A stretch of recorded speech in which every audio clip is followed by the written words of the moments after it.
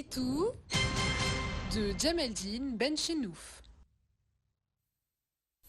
Salam alaikum, Azul Fillaoun, bonsoir. Écoutez le Hirak.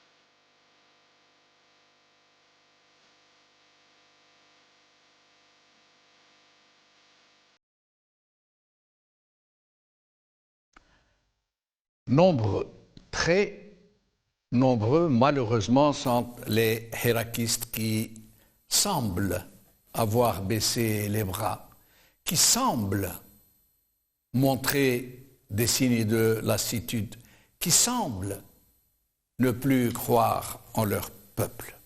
Je dis bien qu'ils semblent. Vous l'aurez bien sûr remarqué, et j'ai tout fait pour ça. Oui, ils semblent être dans le repli, parce que les reflux des grands mouvements populaires de contestation laissent toujours croire à leur défaite, à leur déconfiture.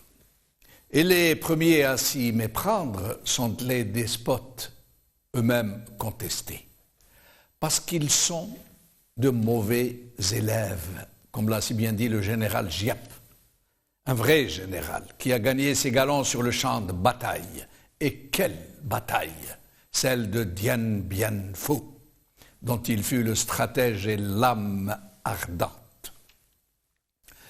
Oui, les mafiocrates qui ont fait main basse sur ce pays et qui ont failli être balayés par ce Hirak sont de bien mauvais élèves, parce qu'ils n'apprennent pas des leçons de l'histoire, parce qu'ils sont plombés et qu'ils refusent d'admettre que les peuples finissent tous par se libérer, inéluctablement, si ce n'est par leur courage et leur engagement dans la lutte, au moins par les inévitables conséquences biologiques qui procèdent régulièrement au grand ménage de la vie, qu'ils débarrassent de ces détritus, de ces foyers d'infection, de ces parasites.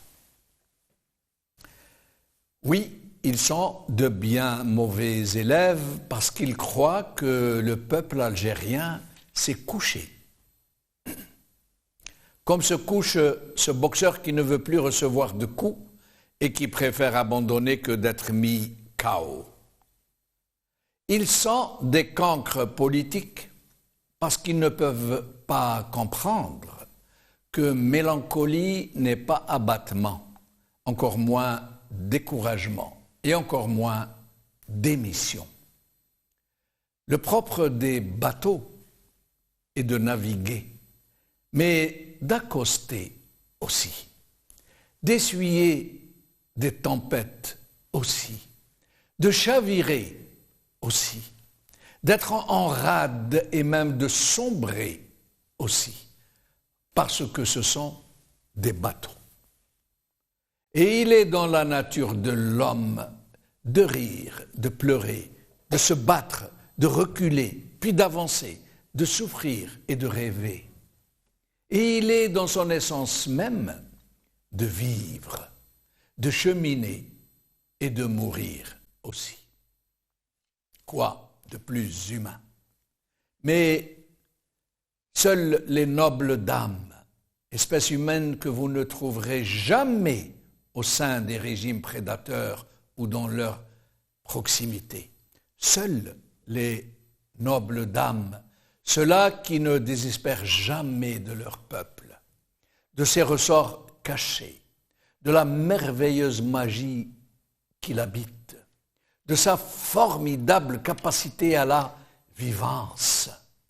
Seules ces nobles dames savent que la braise est toujours ardente, toujours vivace, qu'elle couve sous la cendre des jours et qu'il suffirait d'un coup de vent pour que se rallument les feux de la dignité qui monteront jusqu'au ciel et qui éclaireront le chemin d'un peuple qui tâtonne, qui revient d'une si longue nuit.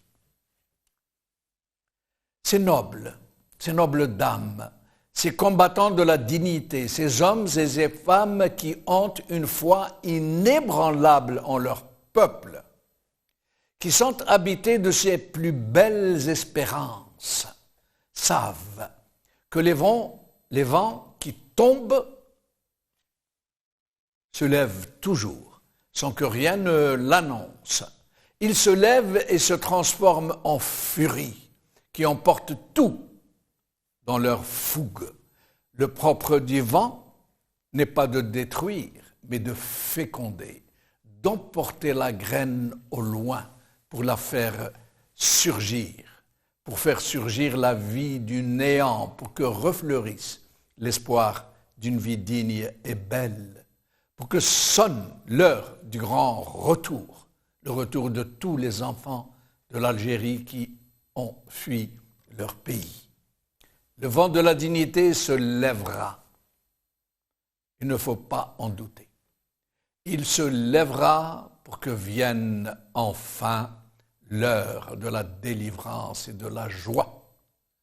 Le Hirak est déjà en marche. Écoutez battre son cœur.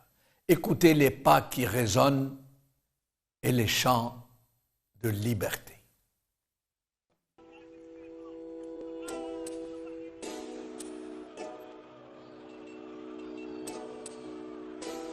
يما كتري من داوي ولادك راهم خارجين يمشيوا على الحرية يما ولادك متحضرين طالبين ديمقراطية كل وقت تزيد الياسمين في مسيرة سلمية عالتغيير معولين اليوم الشعبي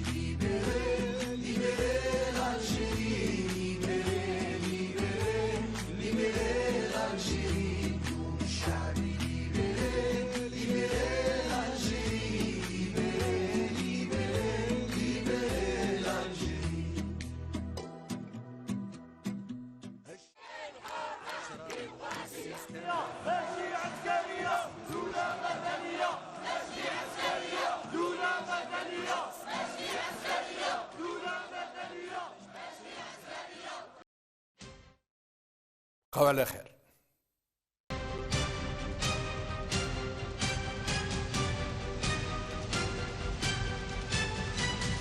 L'édito de Djemeldine Benchenouf.